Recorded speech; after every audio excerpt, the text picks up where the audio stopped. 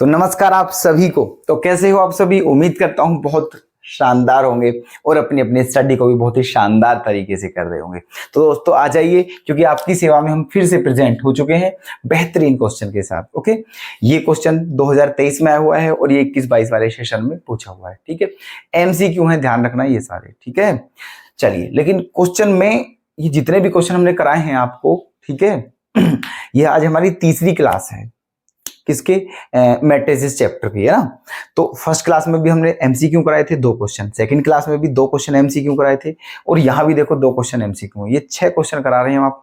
बहुत लॉजिकल और बहुत इंपॉर्टेंट क्वेश्चन है, प्लीज इन्हें अवश्य करें। ठीक है, चलिए देखो, तो पहला क्वेश्चन क्या है हमारा आज का, इफ ये इंटू ये इक्वल्स टू ये, then find the value of 2x plus y minus z. Okay, तो 2x plus y minus z की वैल्यू तब ही पॉसिबल है जब x y z की वैल्यू हमें मिल जाए। तो देखो क्या करना है सबसे पहले यहाँ पर, ठीक है, इन दोनों की क्या करनी है, मल्टीप्लाई। ठीक है, तो देखो मल्टीप्लाई कैसे करते हैं ये आपको हम बहुत पहले बता चुके हैं। ठीक है, देखो पहले इस वाली रो की इसमें करेंगे मल्टीप्लाई, है ना। तो करिए, देखो 1 की x में करेंगे, ठीक है, तो x आएगा, 1 की y में करेंगे तो y आएगा और 1 की z में करेंगे तो z आएगा, और बीच में क्या लगाते हैं, प्लस। मतलब इन तीनों की मल्टीप्लाई कर कर आपका ये आ गया है। ठीक है, अब सेकंड रो की करते हैं, तो ये क्या हो जाएगा, 0 प्लस वाई प्लस जेड, तो ये आ जाएगा आपका y प्लस जेड।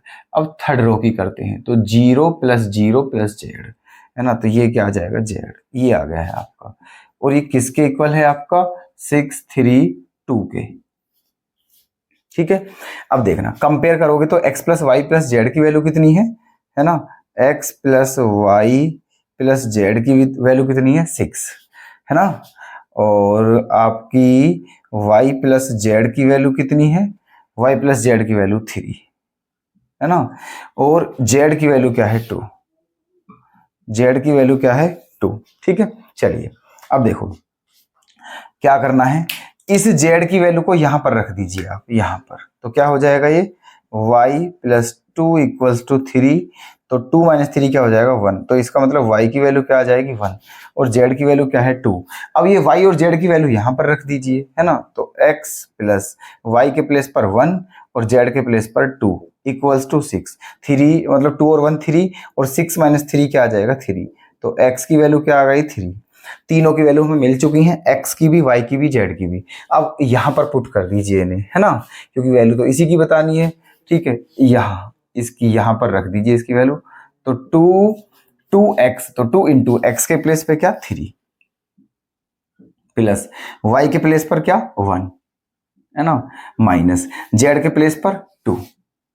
ठीक है, ये आ गया है, तो 3 2 जा 6 प्लस 1 माइनस 2, है ना, तो 6 और 1 7, 7 माइनस 2 क्या आ गया है, 5, और यही क्या है आपका आंसर। ओके, तो ऑप्शन यहां पर आपका ये डी क्या हो जाएगा, करेक्ट। क्लियर है। क्वेश्चन पर चलते हैं।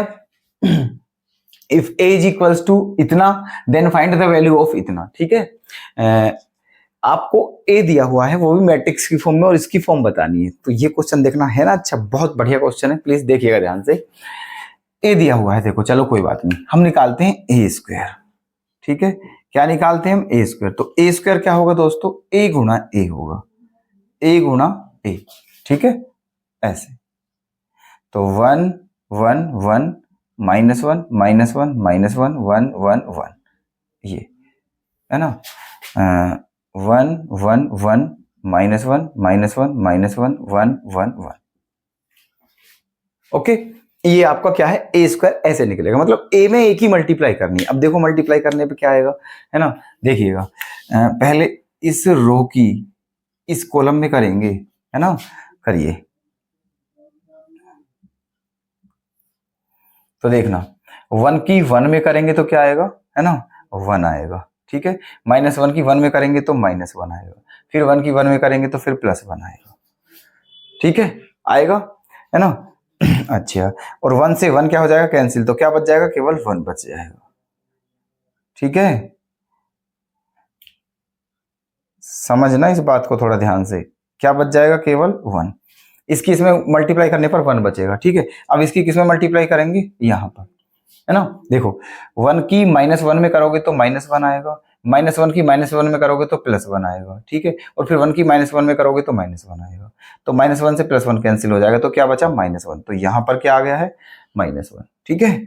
आगे चलिए, अब इसी रो की इस कॉलम में करेंगे, है ना, तो देखो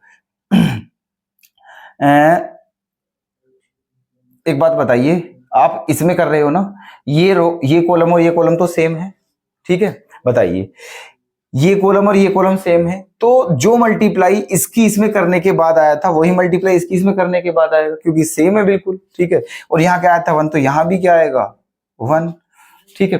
फिर यही वाली प्रक्रिया है, फिर यही वाली प्रक्रिया है, जो पहली रो है वही सेकंड रो है, वही थर्ड, तीनों रो बराबर है, तो जो इसकी मल्टीप्लाई करने पर आया था वो इसकी मल्टीप्लाई करने पर आएगा 1 - 1 1, ठीक है, और ये भी ऐसी है, इसकी मल्टीप्लाई करने पर भी यही आएगा, है ना। तो फाइनली मैं ये कहना चाह रहा हूं आपसे कि ए स्क्वायर की मल्टीप्लाई करने पर वही आएगा जो ए है, ठीक है, ए स्क्वायर की मल्टीप्लाई करने के बाद क्या आएगा जो ए है ना।